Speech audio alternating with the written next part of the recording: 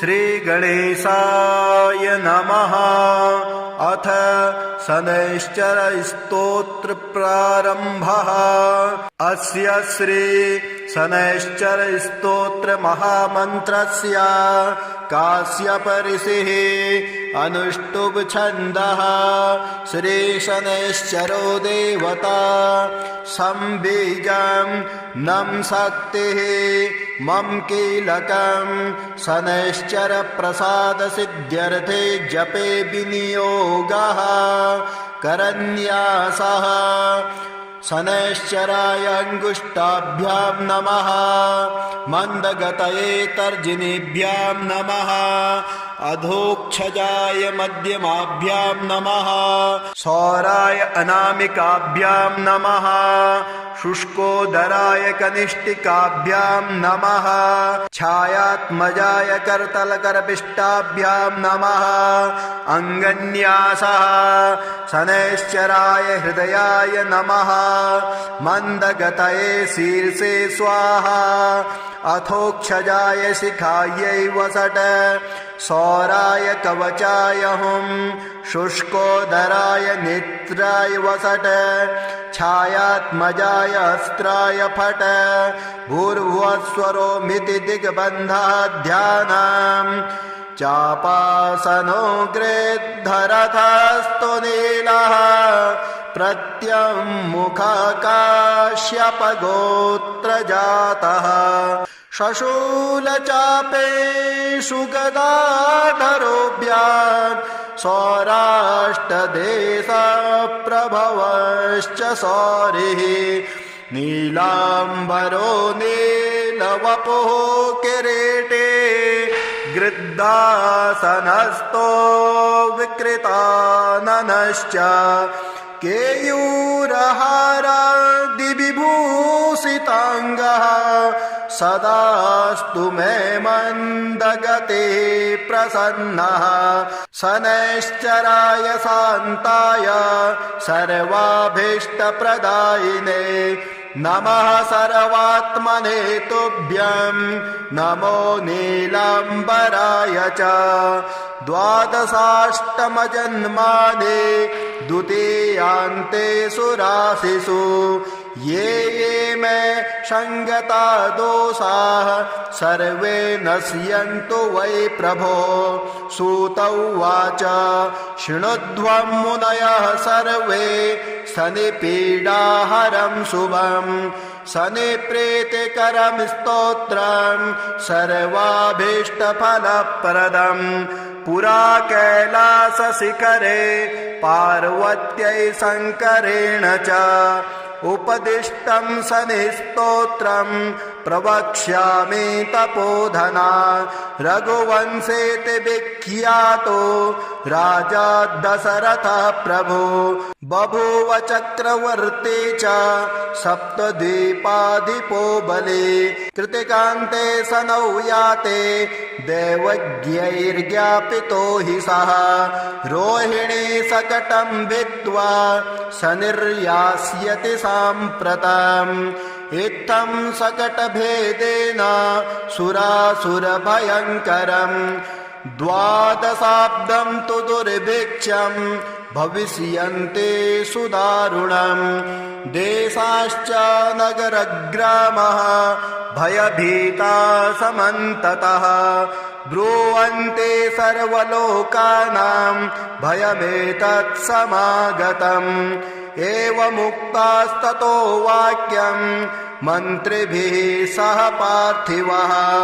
व्याकुलं तु जगद्दृष्ट्वा पौरजानपदादिकं। प्रपच्छ प्रयतो राजा वसिष्ठ प्रमुखान् ऋषीन्। समाधानं किमस्यास्ति ब्रूत मे मुनिसत्तमाः। प्रजानां परिरक्षायै सर्वज्ञा सर्वदर्शिनः तच्छ्रुत्वा मुनयः सर्वे प्रोचुरस्य बलं महत् शनैश्चरेण सकटे तस्मिन् भिन्ने कुतः प्रजा अयं योगो ह्यसाध्यं तु शक्रब्रह्मादिभिस्तथा शतो सञ्चित्य मनसा सहसा पुरुरर्षभः समादाय धनुर्दिव्यं दिव्यायुधसमन्वितं रथमारुह्य वेगेन गतो नक्षत्रमण्डलं शपादयोजनं लक्ष्यं सूर्यस्योपरि संस्थितं रोहिणी पृष्ठतः स्थाप्य राजा दशरथस्तदा रथे तु काञ्चने दिव्ये सर्वरत्नविभूषिते हंसवर्णहयैर्युक्ते महाकेतु समुच्छिते दीप्यमानो महारक्ता किरीटकटकादिभिः दीप्यमानो महारक्ता किरीटकटकादिभिः बभ्रानसा तदाकाशे द्वितीय इव भास्कर अकारणचूर्णचापेन संहारस्त्रं न्ययोजयत् संहारस्त्रं स निर्दृष्ट्वा सुरासुरभयङ्करं कृतिकान्ते तदा स्थित्वा प्रविशन् किल रोहिणीं दृष्ट्वा दशरथं चाग्रे ततस्तौ स भ्रुकुटी मुखः हसित्वा तभ्ययात् स्वरे हृदं वचनमब्रवीत् पौरुषं तव राजेन्द्र सुरासुरभयङ्करं देवासुरमनुष्याश्च सिद्धविद्याधरोरगाः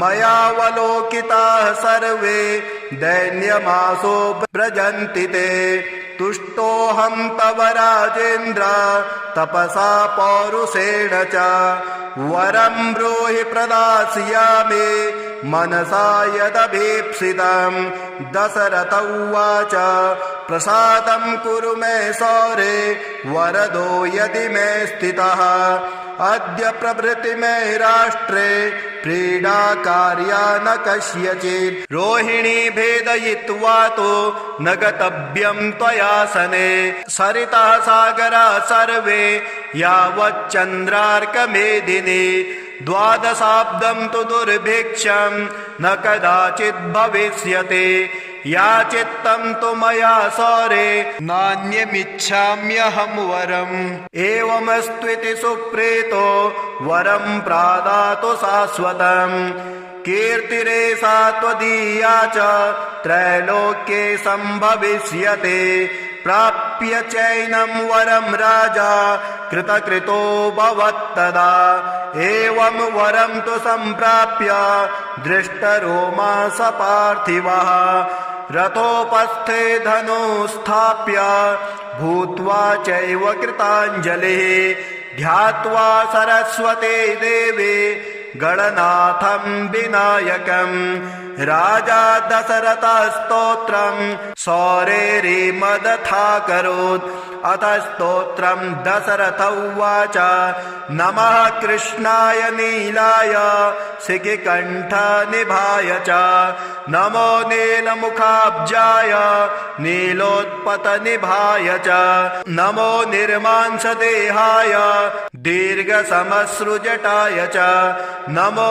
विशालनेत्राय शुष्कोदरभयानक नमः पुरुषनेत्राय स्थूलरोणे नमो नमः नमो नित्यं क्षुधार्थाय अतृप्ताय नमो नमः नमो दीर्घाय शुष्काय कालदृष्टाय ते नमः नमस्ते घोररूपाय दुर्निरीक्षाय ते नमः नमो घोराय रौद्राय भीषणाय करालिने नमस्ते सर्वभक्षाय वलिमुख नमोऽस्तु ते सूर्यपुत्र नमस्तेस्तु भास्करो भयदायिने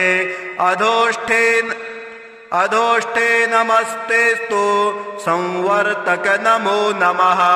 नमो मन्दगते तुभ्यं निस्त्रिसाय नमो नमः। नमो दुस्सहदेहाय नित्ययोगरताय च ज्ञानदृष्टे नमस्तेस्तु कश्यपात्मजसूनवे। तुष्टो ददासि त्वं राज्यं क्रुद्धो हरसि तत्क्षणात्। देवासुरमनुष्याश्च सिद्धविद्याधरोरगाः त्वयावलोकिताः सर्वे दैन्यमासो व्रजन्ति ते। ब्रह्मा शक्रो यमश्चैव ऋषयः सप्तसागराः राज्यभ्रष्टा भवन्तेह तव दृष्ट्यावलोकिता। देशाश्च नगरग्रामः दीपाश्च गिरयस्तथा सरितः सागराः सर्वे नाशं नश्यन्ति समूलतः। प्रसादं कुरु मे सौरे वरदोषे महाबल इति स्तोत्रम्। एवमुक्तास्तदा सौरिः ग्रहराजो महाबलः अब्रवीच्च सनिर्वाक्यं दृष्टरोमा सभास्करिः। सनिर्वाच तुष्टोऽहं तव राजेन्द्र स्तोत्रेणानेन सुब्रत। वरं ब्रूहि प्रदास्यामि मनसा यदि भीप्सितं। दशरथ उवाच प्रसन्नो यदि मे सौरे पीडा कुरु न कस्यचित्। देवासुरमनुष्याणां पशुपन्नगपक्षिणां। सनिर्वाच ग्रहणाश्च ग्रहाज्ञेया ग्रहापीडाकरा स्मृताः। अदेयोऽपि वरोऽस्माभिः तुष्टोऽहं तु ददामि ते। देवासुरमनुष्याश्च सिद्धविद्याधरोरगाः पशुपक्षी मृगाः वृक्षा पीडा मुञ्चन्तु सर्वदा। त्वया प्रोक्तमिदं स्तोत्रं या पठेद्दिह मानवः। एककालं क्वचित् कालं पीडा मुञ्चापि तस्य वै। मृत्युस्थाने गतो वापि जन्मव्ययगतोऽपि वा। पठन्ते श्रद्धया युक्तः शुचिः स्नात्वा समाहितः। समिपत्रे सभर्यश्च प्रतिमां लोहजा मम। माशौदानं तिलैर्मिश्रं दद्याल्लोहं तु दक्षिणाम्। कृष्णाङ्गं महिषं वस्त्रं मानुदिश्य द्विजातये। मदिने तु विशेषेण स्तोत्रेणानेन पूजयेत्। पूजयित्वा जपेत् स्तोत्रं भुक्त्वा चैव कृताञ्जलिः। तस्य पीडां न चैवाहं करिष्यामि कदाचन। गोचरे जन्मलग्ने वा दशास्वन्तर्दशासु च। रक्षामि सततं तस्य पीडास्वनग्रहस्य च। अनेनैव प्रकारेण पीडामुक्तं जगद्भवेत्। सूत उवाच वरद्वयं तु सम्प्राप्य राजा दशरथस्तदा। मेने कृतास्थमात्मानं नमस्कृत्य शनैश्चरम्। शनिना चाभ्ययुज्ञातः स्वस्थानं गमत् नृपः। स्वस्थानं च ततो गत्वा प्राप्तकामो भवत्तदा। कोणः शनैश्चरो मन्दः छाया हृदयनन्दनः। मार्तण्डजस्तथा सौरिः पाताङ्गिर्ग्रहनायकः। ब्रह्मण्यः क्रूरकर्मा च नीलवस्त्रोऽञ्जनद्धुतिः। द्वादशैतानि नामानि यः पठेच्च दिने दिने। विषमस्तोऽपि भगवान् सुप्रीतस्य तस्य जायते। मन्दवारे शुचि स्नात्वा मिताहारो जितेन्द्रियः। तद्वर्णकुसुमैर्युक्तं सर्वाङ्गं द्विजसत्तमाः। पूरयित्वान्नपान्नादये स्तोत्रं यः प्रयतः पठेत्। पुत्रकामो लभेत् पुत्रं धनकामो लभेत् धनं। राज्यकामो लभेत् राज्यं जयार्थी विजयी भवेत्। आयुष्कामो लभेदायुः श्रीकामः श्रियमाप्नुयात् यद्यदिच्छति तत्सर्वं भगवान् भक्तवत्सलः चिन्तितानि च सर्वाणि ददाति न च संशयः। ॐ श्रीगणेशाय नमः। अथ शनैश्चर स्तोत्र प्रारम्भः। अस्य श्री शनैश्चर स्तोत्र महामन्त्रस्य काश्यप ऋषिः अनुष्टुप् छन्दः। श्री शनैश्चरो देवता संबीजं नं शक्तिः मम कीलकं शनैश्चर प्रसाद सिद्ध्यर्थे जपे विनियोगः करन्यासः। शनैश्चराय अंगुष्ठाभ्यां नमः। मंदगतये तर्जनीभ्यां नमः। अधोक्षजाय मध्यमाभ्यां नमः।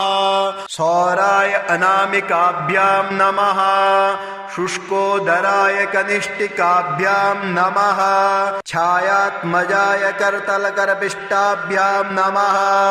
अंगन्यासः। शनैश्चराय हृदयाय नमः।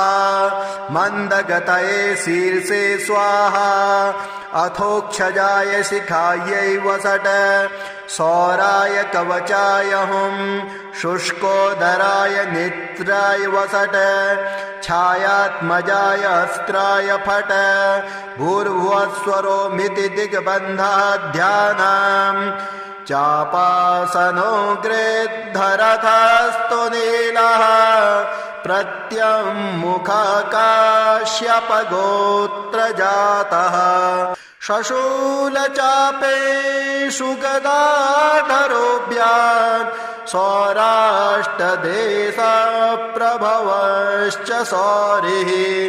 नीलाम्बरो नीलवपुः किरीटे। गृद्धासनस्थो विकृताननश्च। केयूरहारादिविभूषिताङ्गः। सदास्तु मे मन्दगते प्रसन्नः। शनैश्चराय शान्ताय सर्वाभीष्टप्रदायिने नमः सर्वात्मने तुभ्यं। नमो नीलाम्बराय च। द्वादशाष्टमजन्मानि द्वितीयान्तेषु राशिषु। ये मे संगता दोषाः सर्वे नश्यन्तु वै प्रभो। सूत उवाच शृणुध्वं मुनयः सर्वे शनिपीडाहरं शुभम्। शनिप्रीतिकरं स्तोत्रं सर्वाभीष्टफलप्रदम्। पुरा कैलासशिखरे पार्वत्यै शङ्करेण च उपदिष्टं शनिस्तोत्रं प्रवक्ष्यामि तपोधना। रघुवंशेति विख्यातो राजा दशरथः प्रभु। बभूव चक्रवर्ती च सप्तद्वीपाधिपो बली। कृतिकान्ते शनौ याते दैवज्ञैर्ज्ञापितो हि सः। रोहिणी शकटं भित्त्वा शनिर्यास्यति साम्प्रतम्। इत्थं शकटभेदेन सुरासुरभयङ्करम्।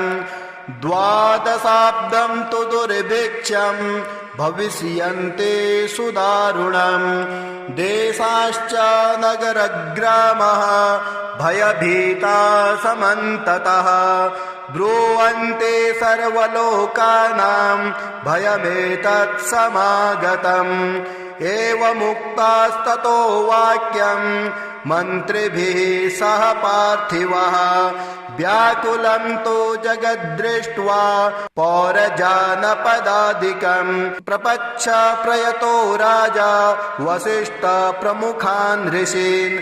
समाधानं किमस्यास्ति ब्रूत मे मुनिसत्तमाः प्रजानां परिरक्षायै सर्वज्ञा सर्वदर्शिनः तच्छ्रुत्वा मुनयः सर्वे प्रोचुरस्य बलं महत् शनैश्चरेण सकटे तस्मिन् भिन्ने कुतः प्रजा अयं योगो ह्यसाध्यं तु शक्रब्रह्मादिभिस्तथा शतो सञ्चित्य मनसा सहसा पुरुरर्षभः समादाय धनुर्दिव्यं दिव्यायुधसमन्वितं रथमारुह्य वेगेन गतो नक्षत्रमण्डलं शपादयोजनं लक्ष्यं सूर्यस्योपरि संस्थितं रोहिणी पृष्ठतः स्थाप्य राजा दशरथस्तदा रथे तु काञ्चने दिव्ये सर्वरत्नविभूषिते हंसवर्णहयैर्युक्ते महाकेतु समुच्छिते दीप्यमानो महारक्ता किरीटकटकादिभिः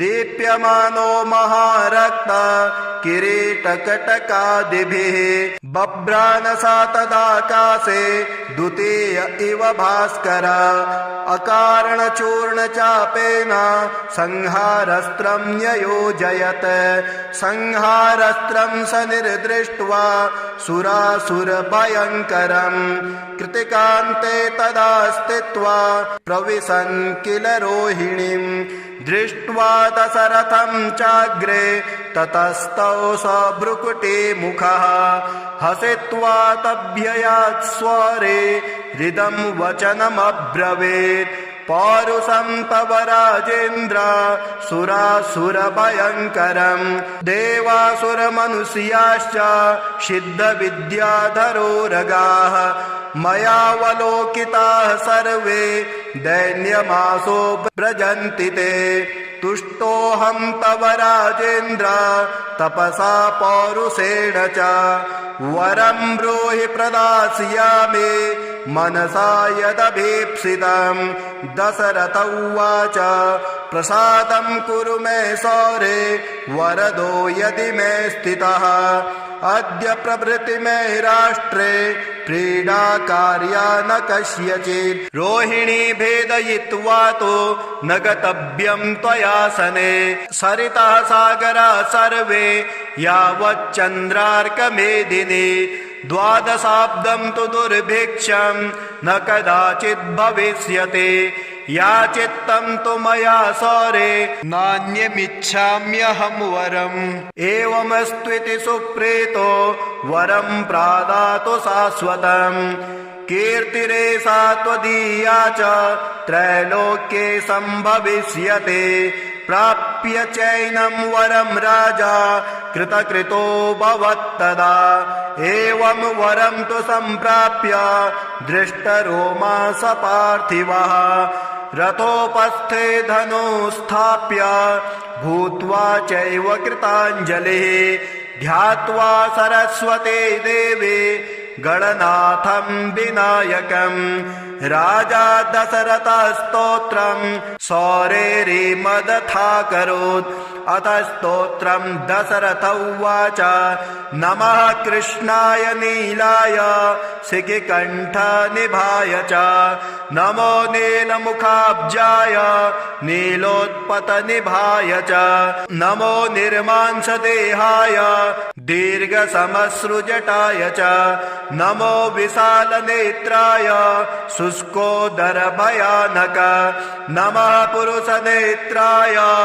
स्थूलरोणे नमो नमः नमो नित्यं क्षुधार्थाय अतृप्ताय नमो नमः नमो दीर्घाय शुष्काय कालदृष्टाय ते नमः नमस्ते घोररूपाय दुर्निरीक्षाय ते नमः नमो घोराय रौद्राय भीषणाय करालिने नमस्ते सर्वभक्षाय वलिमुख नमोऽस्तु ते सूर्यपुत्र नमस्तेस्तु भास्करो भयदायिने अधोष्ठे नमस्तेस्तु संवर्तक नमो नमः नमो मन्दगते तुभ्यं निस्त्रिसाय नमो नमः नमो दुस्सहदेहाय नित्ययोगरताय च ज्ञानदृष्टे नमस्तेस्तु कश्यपात्मजसूनवे तुष्टो ददासि त्वं राज्यं क्रुद्धो हरसि तत्क्षणात् देवासुरमनुष्याश्च सिद्धविद्याधरोरगाः त्वयावलोकिताः सर्वे दैन्यमासो व्रजन्ति ते ब्रह्मा शक्रो यमश्चैव ऋषयः सप्तसागराः राज्यभ्रष्टा भवन्तेह तव दृष्ट्यावलोकिता देशाश्च नगरग्रामः दीपाश्च गिरयस्तथा सरितः सागराः सर्वे नाशं नश्यन्ति समूलतः प्रसादं कुरु मे सौरे वरदोषे महाबल इति स्तोत्रम् एवमुक्तास्तदा सौरिः ग्रहराजो महाबलः अब्रवीच्च स निर्वाक्यं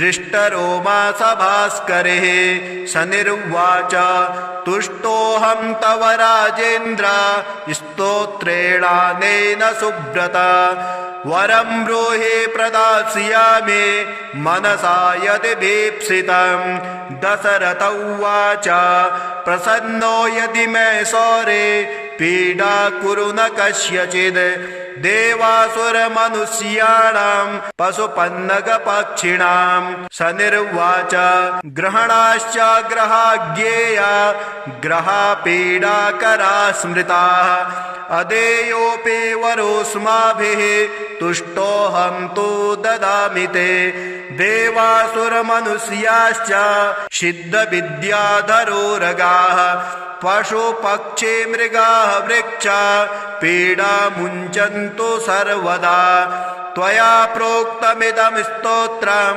या पठेद्दिह मानवः एककालं क्वचित् कालं पीडा मुञ्चापि तस्य वै मृत्युस्थाने गतो वापि जन्मव्ययगतोऽपि वा पठन्ते श्रद्धया युक्तः शुचिः स्नात्वा समाहितः समिपत्रे सभर्यश्च प्रतिमां लोहजा मम माशौदानं तिलैर्मिश्रं दद्याल्लोहं तु दक्षिणां कृष्णाङ्गं महिषं वस्त्रं मानुदिश्य द्विजातये मदिने तु विशेषेण स्तोत्रेणानेन पूजयेत् पूजयित्वा जपेत् स्तोत्रं भुक्त्वा चैव कृताञ्जलिः तस्य पीडां न चैवाहं करिष्यामि कदाचन गोचरे जन्मलग्ने वा दशास्वन्तर्दशासु च रक्षामि सततं तस्य पीडास्वनग्रहस्य च अनेनैव प्रकारेण पीडामुक्तं जगद्भवेत् सूत उवाच वरद्वयं तु सम्प्राप्य राजा दशरथस्तदा मेने कृतास्थमात्मानं नमस्कृत्य शनैश्चरं शनिना चाभ्ययुज्ञातः स्वस्थानं गमत् नृपः स्वस्थानं च ततो गत्वा प्राप्तकामो भवत्तदा कोणः शनैश्चरो मन्दः छाया हृदयनन्दनः मार्तण्डजस्तथा सौरिः पाताङ्गिर्ग्रहनायकः ब्रह्मण्यः क्रूरकर्मा च नीलवस्त्रोञ्जनद्धुतिः द्वादशैतानि नामानि यः पठेच्च दिने दिने विषमस्तोऽपि भगवान् सुप्रीतस्य तस्य जायते। मन्दवारे शुचि स्नात्वा मिताहारो जितेन्द्रियः तद्वर्णकुसुमैर्युक्तं सर्वाङ्गं द्विजसत्तमाः पूरयित्वान्नपान्नादये स्तोत्रं यः प्रयतः पठेत् पुत्रकामो लभेत् पुत्रं धनकामो लभेत् धनं राज्यकामो लभेत् राज्यं जयार्थे विजयी भवेत् आयुष्कामो लभेदायुः श्रीकामः श्रियमाप्नुयात् यद्यदिच्छति तत्सर्वं भगवान् भक्तवत्सलः चिन्तितानि च सर्वाणि ददाति न च संशयः। ॐ श्री गणेशाय नमः। अथ शनैश्चर स्तोत्र प्रारंभः। अस्य श्री शनैश्चर स्तोत्र महामन्त्रस्य काश्यप ऋषिः अनुष्टुप् छन्दः। श्री शनैश्चरो देवता संबीजं नं शक्तिः मम कीलकं शनैश्चर प्रसाद सिद्ध्यर्थे जपे विनियोगः करन्यासः। शनैश्चराय अंगुष्ठाभ्यां नमः मंदगतये तर्जनीभ्यां नमः अधोक्षजाय मध्यमाभ्यां नमः सौराय अनामिकाभ्यां नमः शुष्कोदराय कनिष्ठिकाभ्यां नमः छायात्मजाय करतलकरपिष्टाभ्यां नमः अंगन्यासः। शनैश्चराय हृदयाय नमः मंदगतये शीर्षे स्वाहा अथोक्षजाय शिखायै वसट सौराय कवचाय हुं शुष्कोदराय नेत्राय वसट छायात्मजाय अस्त्राय फट भूर्भुवस्वरो मिति दिग्बन्धः ध्यानम् चापासनो गृद्धरथस्तु नीलः प्रत्यङ्मुखकाश्यपगोत्रजातः शशूलचापेषु गदाधरोऽभ्याम् सौराष्ट्रदेशप्रभवश्च सौरिः नीलाम्बरो नीलवपुः किरीटे गृद्धासनस्थो विकृताननश्च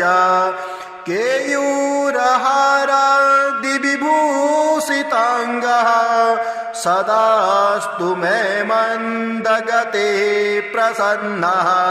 शनैश्चराय शान्ताय सर्वाभीष्टप्रदायिने नमः सर्वात्मने तुभ्यं नमो नीलाम्बराय च।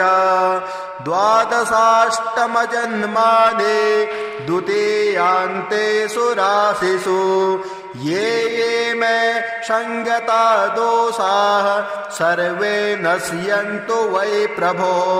सूत उवाच शृणुध्वं मुनयः सर्वे शनिपीडाहरं शुभं शनिप्रीतिकरं स्तोत्रं सर्वाभीष्टफलप्रदं पुरा कैलासशिखरे पार्वत्यै शङ्करेण च उपदिष्टं शनिस्तोत्रं प्रवक्ष्यामि तपोधना।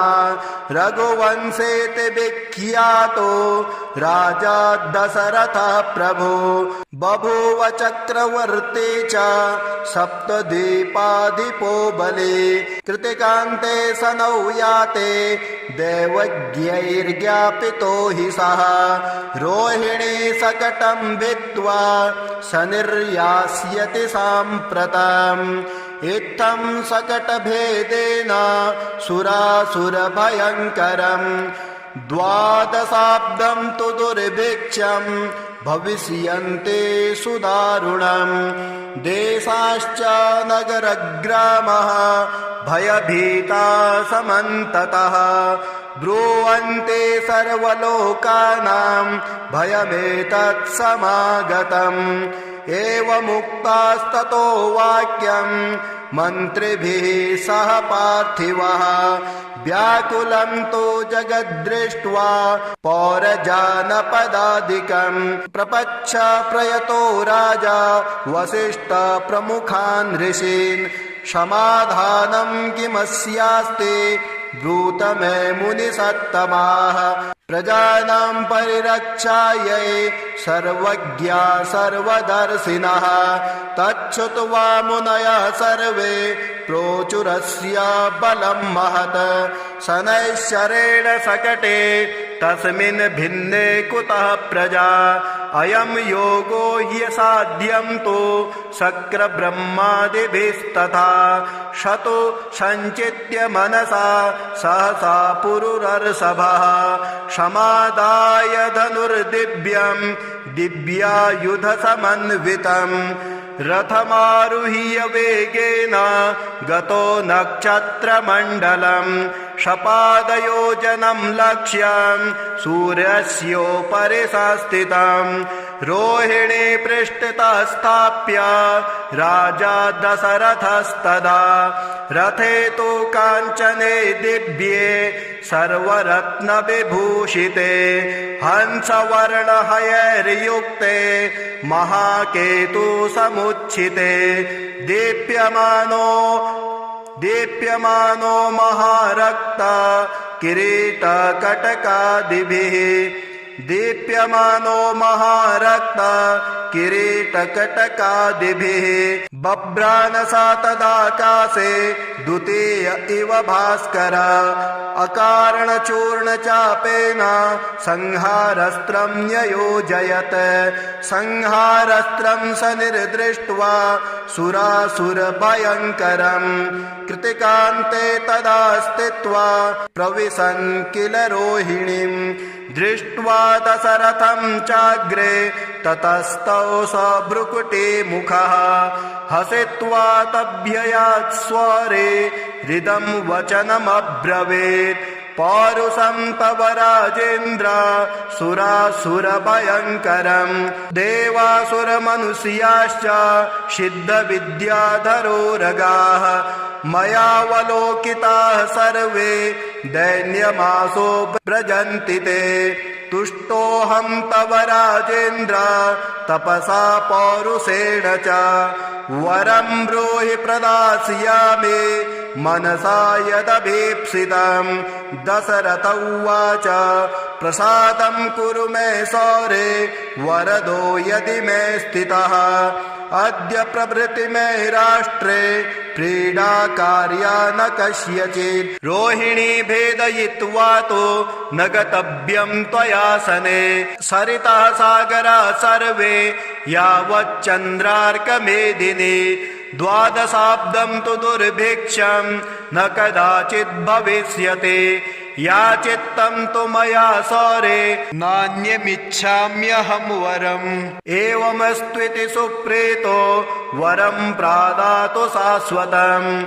कीर्तिरेषा त्वदीया च त्रैलोक्ये सम्भविष्यते प्राप्य चैनं वरं राजा कृतकृतो भवत्तदा एवं वरं तु सम्प्राप्य दृष्टरोमा स पार्थिवः रथोपस्थे धनुस्थाप्य भूत्वा चैव कृताञ्जलिः ध्यात्वा सरस्वते देवे गणनाथं विनायकम् राजा दशरथः स्तोत्रं सौरेरिमदथाकरोत् अथ स्तोत्रं दशरथ उवाच नमः कृष्णाय नीलाय शिखिकण्ठनिभाय च नमो नीलमुखाब्जाय नीलोत्पतनिभाय च नमो निर्मांसदेहाय दीर्घसमश्रुजटाय च नमो विशालनेत्राय शुष्कोदरभयानक नमः पुरुषनेत्राय स्थूल क्षुद्रोणे नमो नमः नमो नित्यं क्षुधार्थाय अतृप्ताय नमो नमः नमो दीर्घाय शुष्काय कालदृष्टाय ते नमः नमस्ते घोररूपाय दुर्निरीक्षाय ते नमः नमो घोराय रौद्राय भीषणाय करालिने नमस्ते सर्वभक्षाय वलिमुख नमोऽस्तु ते सूर्यपुत्र नमस्तेस्तु भास्करो भयदायिने अधोष्ठे नमस्तेस्तु संवर्तक नमो नमः नमो मन्दगते तुभ्यं निस्त्रिसाय नमो नमः नमो दुस्सहदेहाय नित्ययोगरताय च ज्ञानदृष्टे नमस्तेस्तु कश्यपात्मजसूनवे तुष्टो ददासि त्वं राज्यं क्रुद्धो हरसि तत्क्षणात् देवासुरमनुष्याश्च सिद्धविद्याधरोरगाः त्वयावलोकिताः सर्वे दैन्यमासो व्रजन्ति ते ब्रह्मा शक्रो यमश्चैव ऋषयः सप्तसागराः राज्यभ्रष्टा भवन्तेह तव दृष्ट्यावलोकिता देशाश्च नगरग्रामः दीपाश्च गिरयस्तथा सरितः सागराः सर्वे नाशं नश्यन्ति समूलतः प्रसादं कुरु मे सौरे वरदोषे महाबल इति स्तोत्रम् एवमुक्तास्तदा सौरिः ग्रहराजो महाबलः अब्रवीच्च स निर्वाक्यं दृष्टरोमा सभास्करिः स निर्वाच तुष्टोऽहं तव राजेन्द्र स्तोत्रेणानेन सुब्रत वरं ब्रूहि प्रदास्यामि मनसा यदि भीप्सितं दशरथ उवाच प्रसन्नो यदि मे सौरे पीडा कुरु न कस्यचिद् देवासुरमनुष्याणां पशुपन्नगपक्षिणां स निर्वाच ग्रहणाश्च ग्रहाज्ञेया ग्रहापीडाकरा स्मृताः अदेयोऽपि वरोऽस्माभिः तुष्टोऽहं तु ददामि ते देवासुरमनुष्याश्च सिद्धविद्याधरोरगाः पशुपक्षी मृगाः वृक्षा पीडा मुञ्चन्तु सर्वदा त्वया प्रोक्तमिदं स्तोत्रं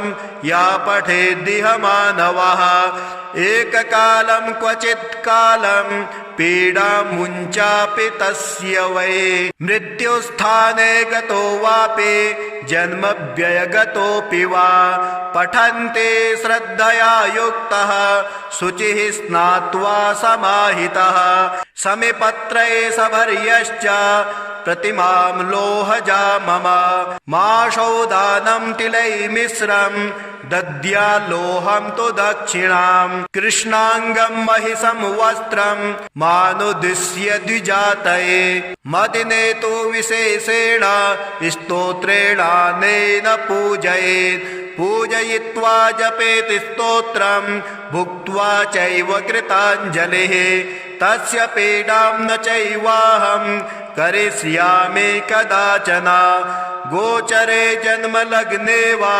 दशास्वन्तर्दशासु च रक्षामि सततं तस्य पीडास्वनग्रहस्य च अनेनैव प्रकारेण पीडामुक्तं जगद्भवेत् सूत उवाच वरद्वयं तु सम्प्राप्य राजा दशरथस्तदा मेने कृतास्थमात्मानं नमस्कृत्य शनैश्चरं शनिना चाभ्ययुज्ञातः स्वस्थानं गमत् नृपः स्वस्थानं च ततो गत्वा प्राप्तकामो भवत्तदा कोणः शनैश्चरो मन्दः छाया हृदयनन्दनः मार्तण्डजस्तथा सौरिः पाताङ्गिर्ग्रहनायकः ब्रह्मण्यः क्रूरकर्मा च नीलवस्त्रोऽञ्जनद्धुतिः द्वादशैतानि नामानि यः पठेच्च दिने दिने विषमस्तोऽपि भगवान् सुप्रीतस्य तस्य जायते मन्दवारे शुचि स्नात्वा मिताहारो जितेन्द्रियः तद्वर्णकुसुमैर्युक्तं सर्वाङ्गं द्विजसत्तमाः पूरयित्वान्नपान्नादये स्तोत्रं यः प्रयतः पठेत् पुत्रकामो लभेत् पुत्रं धनकामो लभेत् धनं राज्यकामो लभेत् राज्यं जयार्थे विजयी भवेत् आयुष्कामो लभेदायुः श्रीकामः श्रियमाप्नुयात् यद्यदिच्छति तत्सर्वं भगवान् भक्तवत्सलः चिन्तितानि च सर्वाणि ददाति न च संशयः।